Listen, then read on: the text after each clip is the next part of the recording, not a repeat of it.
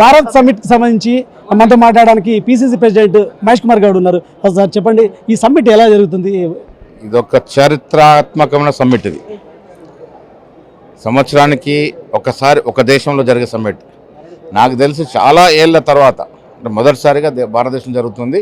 ముఖ్యమంత్రి గారు ఈ సమ్మిట్కి ముందుండి ప్రభుత్వ పరంగా సమ్మిట్ నిర్వహిస్తూ ఉన్నారు. ఈ సమ్మిట్ యొక్క ముఖ్య ఉద్దేశం ప్రగతిశీల భావాలు కలిగినటువంటి వ్యక్తులు, ప్రజాస్వామ్యంపై పరిపూర్ణ నమ్మకం వ్యక్తులు దీంట్లో పాల్పంచుకుంటా ఉన్నారు.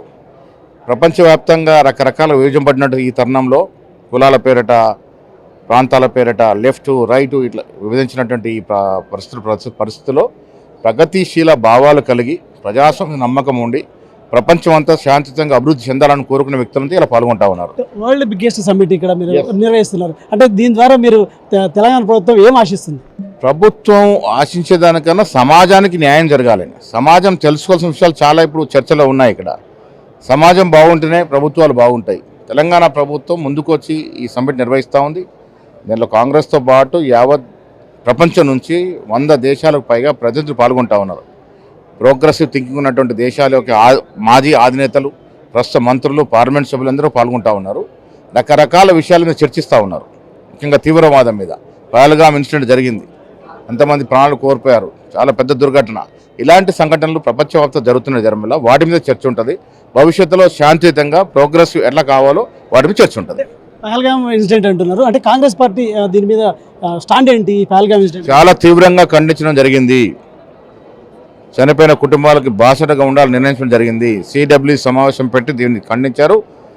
నాకు తెలిసి నిఘా వైఫల్యం స్పష్టంగా కనబడతా ఉంది. ఇంత గొప్పలు చెప్పుకునే కేంద్ర ప్రభుత్వం నిఘా ఎందుకు ఫెయిల్ అయింది? ఇక్కడ పరిసర ప్రాంతాల్లో ఎందుకు అంత ఉదాసీనంగా ఉండిపోయినారు? రకరకాల వైఫల్యం వల్ల ఈ సంఘటన జరిగింది. 2 ప్రాణాలు పోయినాయి.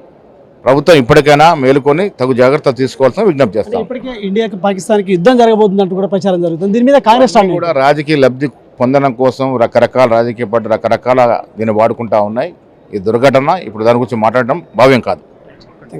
ఏదైతే ఈ పహల్గామ్కి సంబంధించి కూడా కాంగ్రెస్ పార్టీ తీవ్రంగా ఖండిస్తుంది. ఉగ్రవాదులకు సంబంధించి ఎవరైతే ప్రాణాలు కోల్పోయిన వారికి కూడా సంఘీభావం చెప్తున్నారు. ఖచ్చితంగా దీన్ని తీవ్రంగా ఎదుర్కోవాల్సిందంటూ కూడా పిసిసి ప్రెసిడెంట్ మహేష్ కుమార్ గౌడ్ చెప్తున్నారు. కెమెరామెన్ రణవీర్తో శ్రీనివాస్, మెగా 9 టీవీ, హైదరాబాద్.